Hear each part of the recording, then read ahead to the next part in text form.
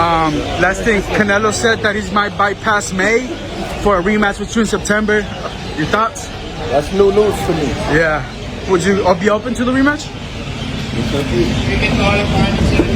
Terence Crawford isn't entertaining rumors. He's dismantling Canelo Alvarez's authority. While reports claim a September 2026 rematch is locked in, Crawford's response was ice cold. "That's new news to me." With that, the new king of boxing made it clear Canelo no longer calls the shots. For the first time, the sport's longtime face is chasing a man who isn't even picking up the phone. While Crawford calmly enjoys his victory, and Canelo's camp reportedly scrambles for another chance. Did you watch the Terence Crawford Canelo Alvarez fight? Yeah, I did. Ooh, talk about slick. Oh my goodness. Who's ever done that? Who's ever jumped up 2 weight classes like that? It's crazy. Scary. He's so clever, and it got to the point where he got so comfortable, he's like pit-patting him, and then like, what? And you're like, you're wow. watching, like, this is amazing. Like, that's history, obviously. You shouldn't be able to do that. You shouldn't be able to fight at that weight for the first time ever. Against one of the greatest Undisputed greatest of all time. And do what you did. You're beyond an outlier. You're an anomaly. The psychological warfare is subtle but devastating. By casually saying he's in no rush and needs to consult his team, Crawford treats the face of boxing like just another contender waiting in line. He's stating the truth everyone sees but few say out loud. Canelo is no longer the A-side. The leverage has flipped completely. This fight is no longer about Canelo's dates or Canelo's venue. If it happens on Crawford's time. And right now, he's perfectly content letting the former king wait on the sidelines. Listen, so Canelo Alvarez versus Terence Bud Crawford in negotiations to happen 2026, the rematch.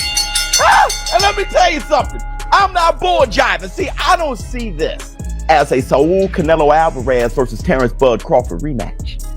I see this as a showbiz, the adult redemption. I'm gonna put all the bags on Terence Bud Crawford to win this damn fight. To grasp how desperate Canelo's camp has become, look at the schedule. Insiders report something almost unthinkable. Canelo is planning to skip his traditional Cinco de Mayo fight date in May 2026. That's massive. For more than a decade, that weekend has been sacred. Guaranteed money, national spotlight, zero risk. Walking away from it isn't strategy. It's an admission that Canelo is officially in crisis mode. Check this out. News just broke. I want to say it broke maybe yesterday or early this morning. Saul Canelo Alvarez and his trainer, Eddie Reynoso, just said that what was Canelo plans for next year. Now, normally, Canelo fights on Cinco de Mayo, which is a Mexican-American holiday, and he fights on Mexican Independence Day. Canelo just put plans out basically saying that he's not fighting Cinco de Mayo. He wants to rematch Terence Crawford on September Mexican Independence Day weekend next year, 2026. As a matter of fact, here you go.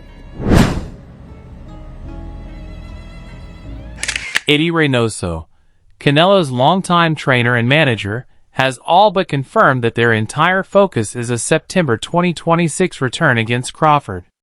There's no tune-up fight, no stay busy bout. They're clearing the schedule completely to spend a full year trying to solve the Terence Crawford puzzle. That alone speaks volumes about how wide the gap looked in the first fight.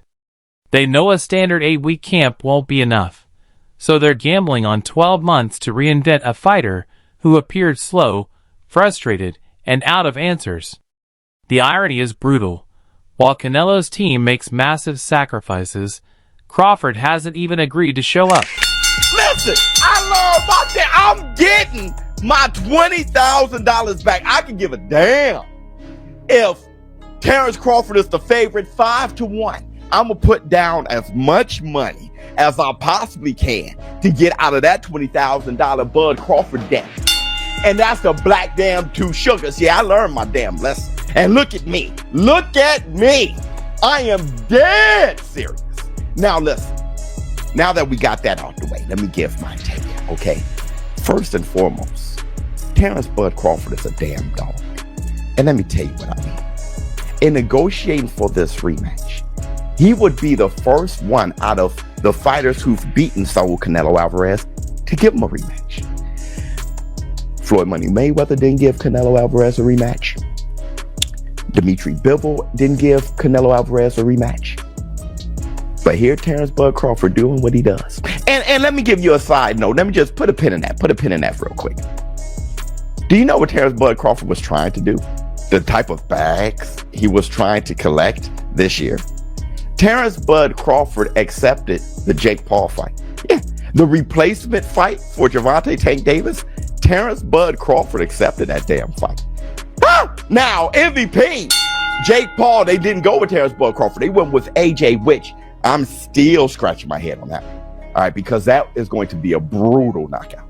But with that said, Terence Bud Crawford said yes to this, knowing damn well he's going to negotiate with Canelo. You want to talk about the bag?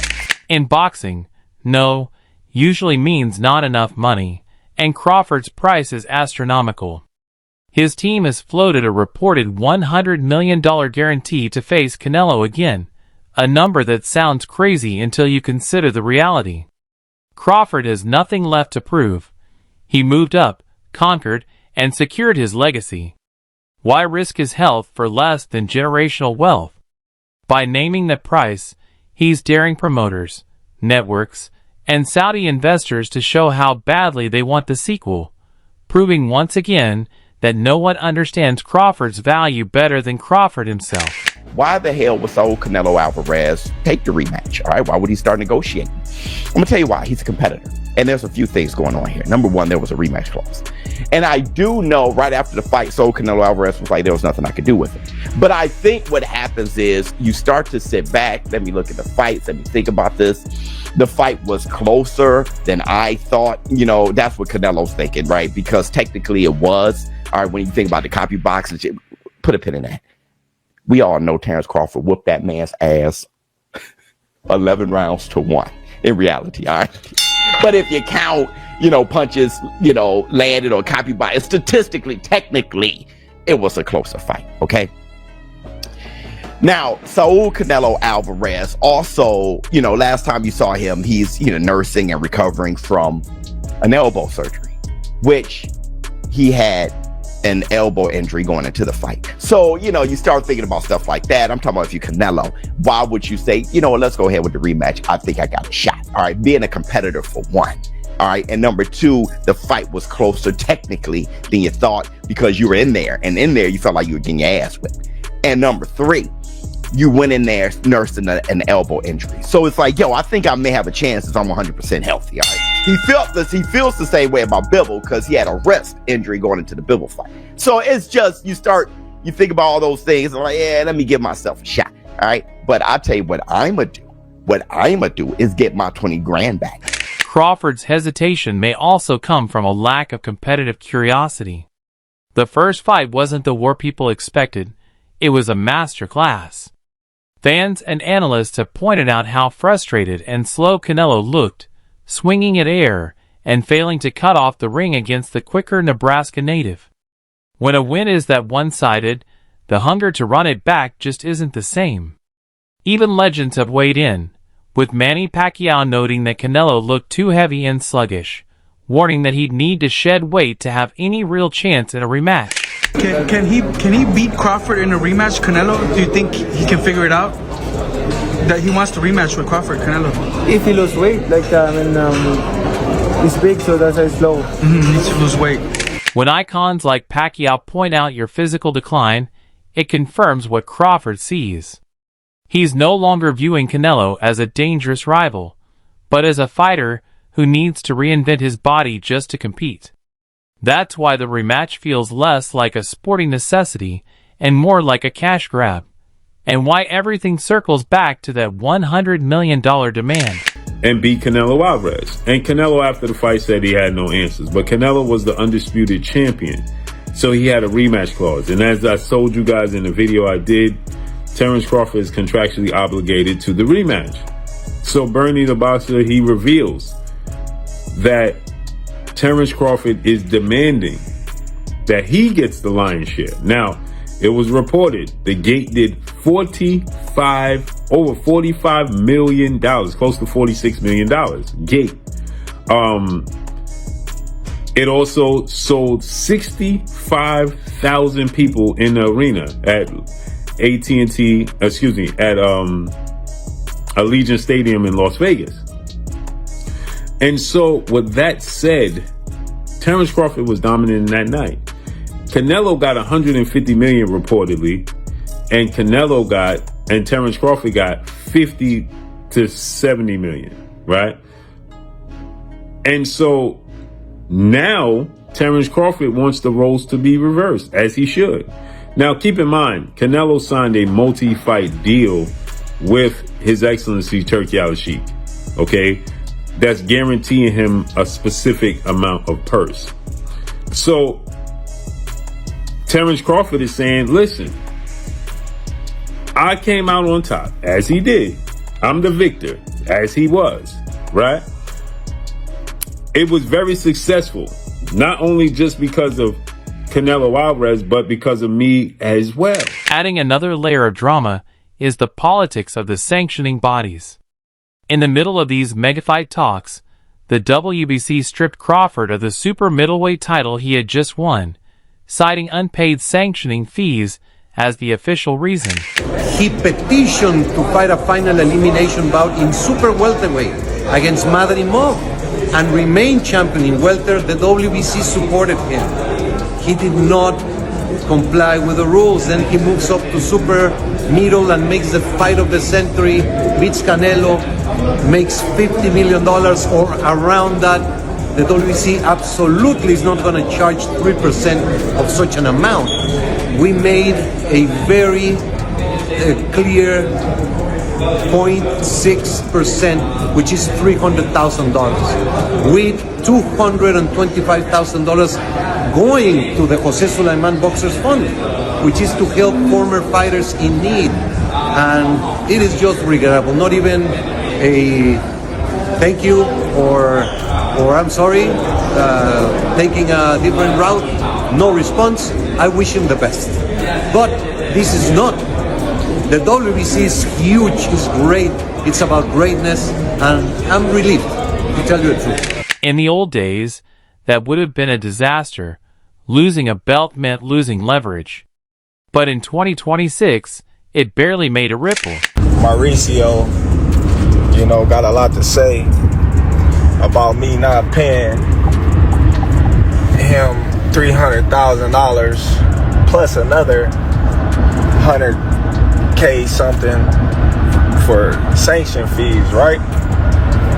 They ain't gonna tell me I ain't even apologize.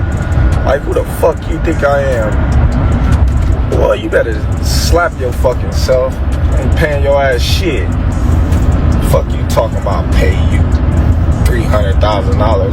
What makes you so motherfucking better than any of the other sanctioned bodies? Huh? Answer that question. What makes you better than the WBO, the IBF, or the WBA? Everybody accepted what I was giving them. But you, the WBC, think that you better than everybody, don't you? So since you, the WBC, and you got the fucking green belt, which don't mean fucking shit. The fucking real belt is the ring belt, which is free, motherfucker. What are you talking about? You want me to pay you more than the other sanctioned bodies because you feel like you better than them. How in the world all the sanctioned bodies agreed to the same amount, but you sit your motherfucking ass up there and say that I need to apologize to you? The fuck? You can take the fucking belt. It's a trophy anyway. The fuck am I paying you every time I step foot in the fucking ring? Stripping Crawford of the belt actually fuels his rebel narrative, showing he's bigger than the alphabet soup of sanctioning bodies. He doesn't need the green belt to sell a fight. His name is the belt. By taking it, the WBC only made themselves look irrelevant. A potential rematch isn't about unified titles or undisputed status anymore. It's about the two biggest names in the sport settling a score. Crawford letting the belt go proves he's focused on the business, not the politics. further distancing himself from the desperate grasp of the establishment. Is it true that you walked up to him and you gave him the belts back? Yeah, for sure. Did that happen? Yeah. Why did you do that? Why'd you do that? They his belts. You know, I want to be the one to, you know, give them back to him. But you mean actually they're your belts? You took it, you won. They're my belts, but you know, my belts is gonna come personalized. Like his belts is personalized. You know, them his. I took his titles. You know, the belts is, you know, going home with him. You know, the titles is coming home with me.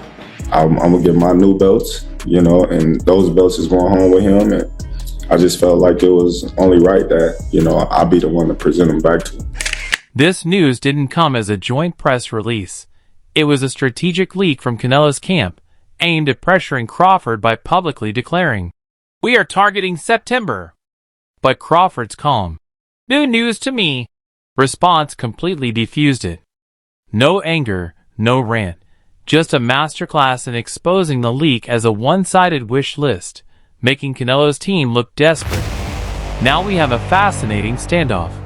Canelo, recovering from surgery and willing to sacrifice his prize Cinco de Mayo weekend, versus Crawford, relaxed, laughing at the rumors, and holding out for a 9-figure payday.